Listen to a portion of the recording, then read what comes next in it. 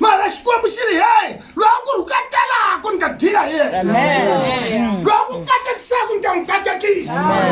A hi tiveni xihlovo xa mikateko, hi tiva laha Xikwembu xi nga veka ko xihlovo xi ku loko vanhu va nga torha va ta nwa kona.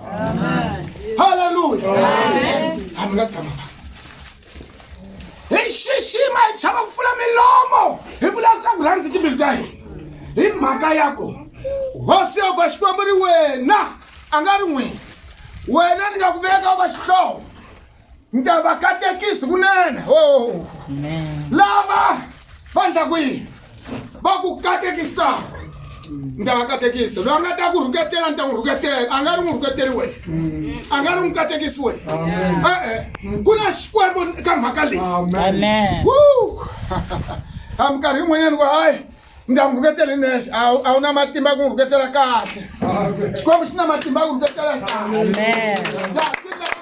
Van'wana va twa na ku rhuketela hi wena n'wini ta siya van'wana ku van'wana va twa. U ya twa vambirhi ka na 10 halaya, kambe Xikwembu kota ku va twa hinkwavo. I ri Xikwembu ni ta dila hi vona lava va rhuketelaka.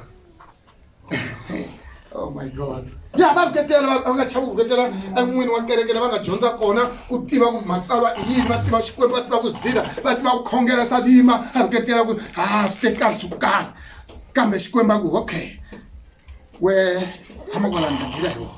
Haleluya.